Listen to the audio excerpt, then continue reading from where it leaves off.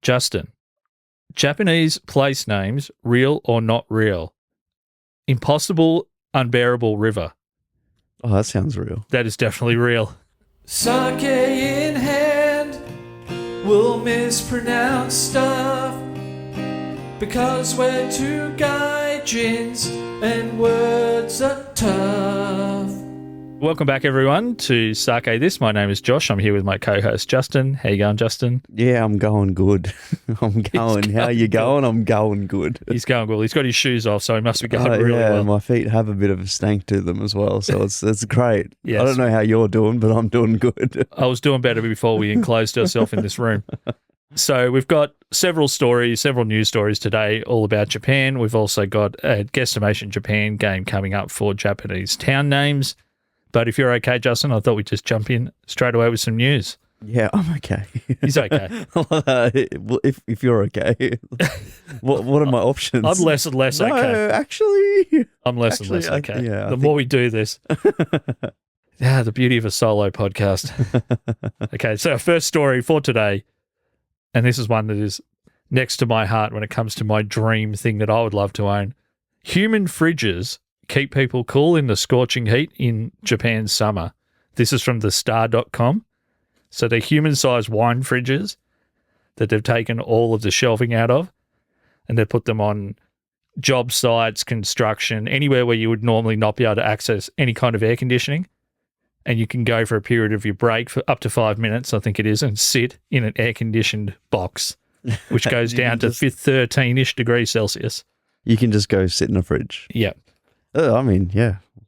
It sounds like Japan quite often, and you work in the trades, if you're ever around people that do a really hard work, whether they're farming or doing trades or whatever, the types of conversations you have as a joke about, geez, having a box that had an air conditioner just built into it would be great right now. Yeah, it'd be like pulling the esky and be like, I wish I was in that esky right now. Japan. So actually, we've got a big one. We've got an upright esky. We've got a big one. They just seem to be the masters of, this thing should really exist right now. They just, we'll make it. We've got, like, in Australia, we've kind of got the opposite of that. Like, if it's a very hot day, instead of going into a hot box, like a cold box, you can go into a porta potty that is 60 degrees on a 40-degree day. And, you can spend 5 minutes in there, I guess. But yeah, they've really cracked it over there so down to 13 degrees. I think it's 13 degrees Celsius. 13 degrees is, on a hot Japanese day, I think they're getting temperatures that are averaging 35, which is well above their historical averages at the moment. The other thing is, I was wondering, and the portaloo or porta potty is a perfect example.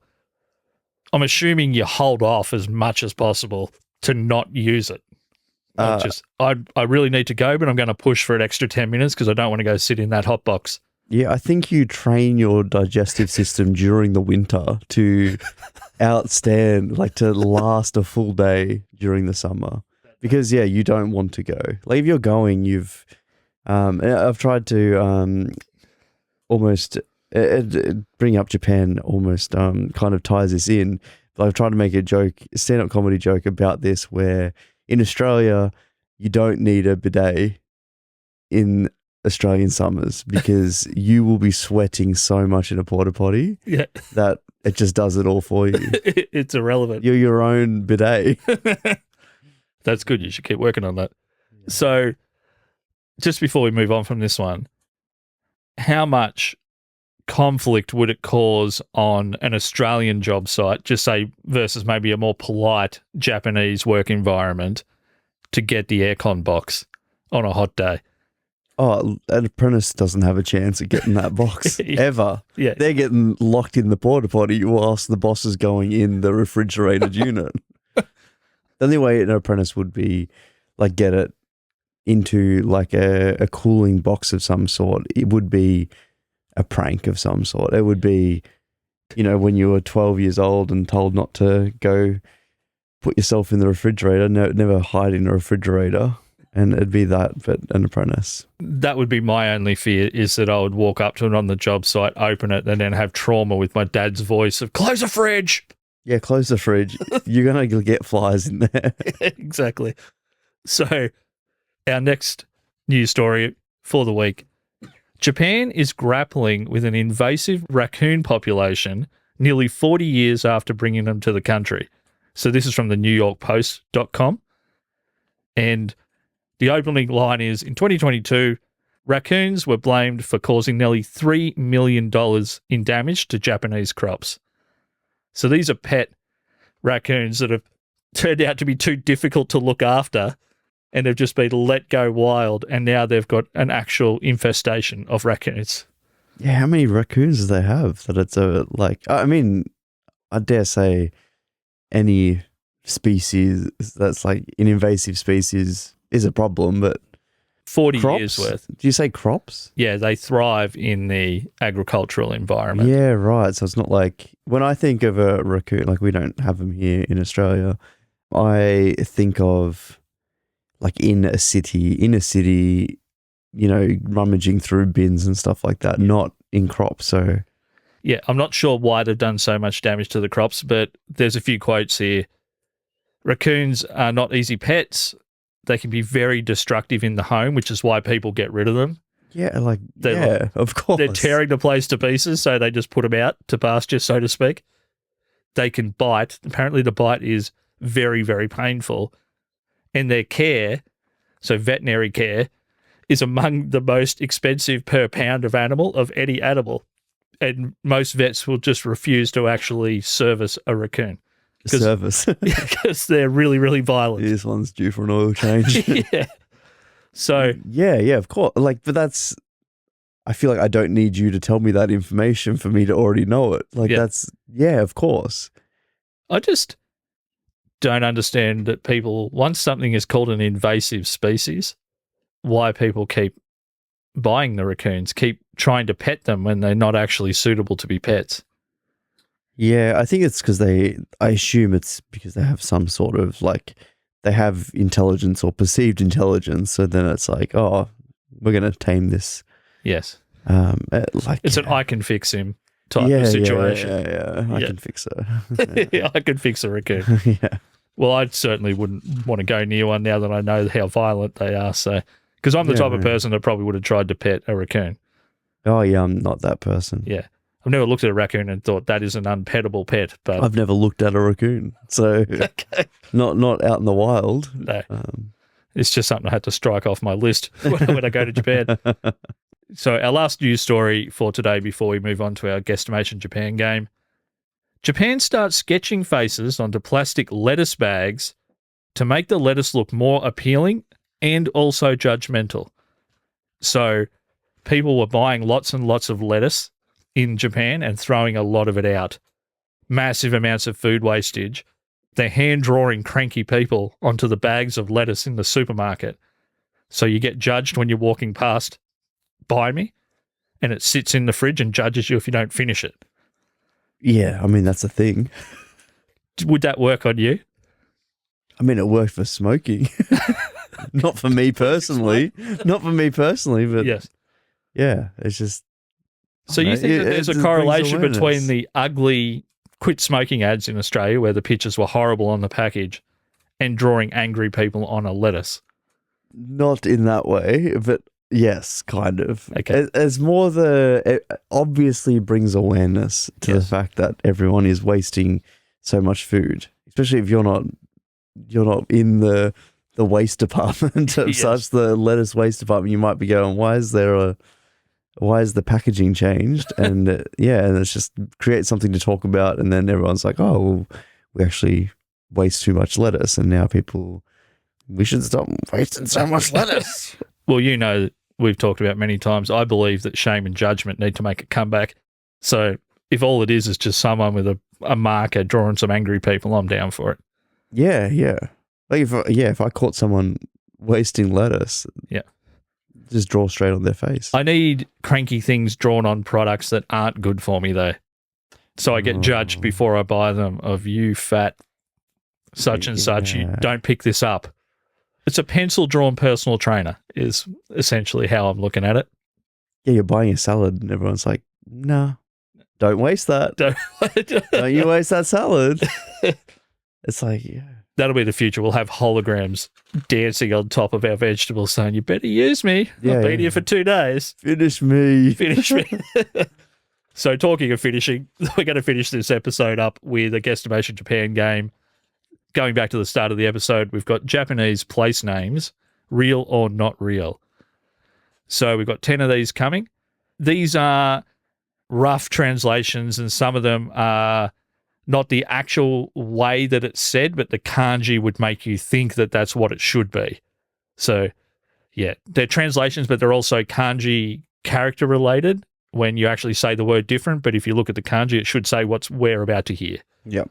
Righto. So number 1, Japanese place name, real or not real? Nose Hair Bridge. Oh, that sounds real. That does sound real. Would you cross a nose hair bridge? Yeah. I guess I just got to think about nose hair, maybe. It's one of my top bridges I won't cross. Okay, number 2, the sale of many cows. The sale of many cows. Of many I cows. don't understand what that means, so I'm going to say not real. That is not real. That is not real, the sale of many cows. Number 3, daycare worker town. Oh, yeah. Yeah. I'm going there. I looked it up and I couldn't find out exactly where it is, but it is apparently a place. Yeah, right. Daycare I wonder if it's worker just town. a small, like very small Yes. spot. Yeah. Yeah.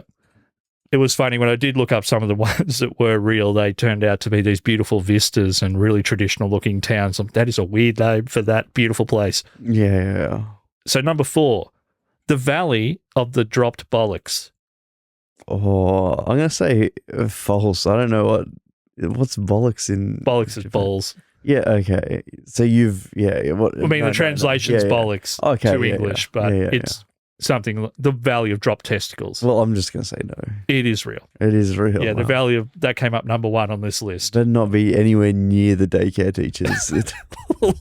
Yeah, let's hope daycare workers town and Drop Bollocks are well away from each other. Number 5, a current affair town. A current affair town. What? Yeah, true. That is not real, but it sounds like it's real. That sounds like any town around us. Yeah, yes. Wonder if Japan has as many current affair towns as we do locally. So number 6, 2 holes touching. This sounds like my favorite place. Yeah. That's not real, Oh, but that one I put there in there as a dream location. I we've got don't need to go back to Japan anymore. No, we need some wonderlust in these things, so dream holes touching is that for today. Number 7, entrance to a woman's body. Look, if this isn't real. Yeah, it's real. That one is real. That Yeah. was apparently very popular as a tourist location. Entrance to a woman's body. Yeah, Multiple I know. locations too, apparently. I know, it's popular. So number 8, I'm close. Are we there yet? there? I'm close. I'm close. Yeah, real. No, it's not real. Oh, I was hoping I'm closest next to entrance to a woman's body because that would be great. So I am number close. 9, this place is closed or relocated. That is the whole thing is the name of a place. Yes. The place is called This Place Has Relocated. This place is closed or relocated. Yeah, why not? It's not real, Okay. but there were many places that had names very similar to this. Closed town, relocated town. We used to be here. Yeah, I know of those. Yeah. Yes. So it's almost there's lots of beautiful historic almost ghost towns, Mm-hmm. which Yeah, are where just- a few people may live there Yeah. still. so this place is closed or relocated, not real, but there's lots of towns that are named something very close to that. And our last one, number 10, excuse me? Well, I mean, I feel like that place is everywhere. But yes, yeah, that's real. You reckon excuse me is real? Yeah, why not? It's real. Yeah. It's very much real. And I just want to go there just so I can say that like Sam Morrell, excuse me? Yeah. Well, like, why? You don't know what that place is. No, that one some of these, it was hard enough just to get the translation, let Yep, alone yep. to find out, because a few of these names are really popular because of the kanji, and then trying to track them back, there was more than one town that claimed to almost have that name. Yep. So it was really hard to get definitive answers to these because it's translated essentially twice. Yeah. But excuse me is number one now on my list. Yeah. I want to go to excuse me. Yeah. So if I'm in a cab somewhere in Japan, where are you going, sir? Excuse me? It just feels like a real power move. Yeah. If they, And then they throw If a it raccoon back there with yeah. me and I get scratched. Yeah, shit. yeah, you could only wish it was like translated, or like everyone's got like Google Translate on their phone, and that's how we communicate. It's just like, yeah, excuse me. It's just all bits from 2015 comedy specials. So Yeah, basically. yeah. Right. Well, that concludes our episode for today. We've got plenty more news stories coming up in the next episode. Let us know what you think about the format. We're going to experiment with a few tweaks. Sake This Podcast on Instagram and also on TikTok. Thank you to everyone who's checked out our video about putting water around a person on TikTok. The account's not massive, but it's had close to 30,000 views now, that video, so, and a bunch of comments on there. So let us know what you think. Sake This Podcast, Instagram, TikTok, and thank you, Justin. Thank you, Josh.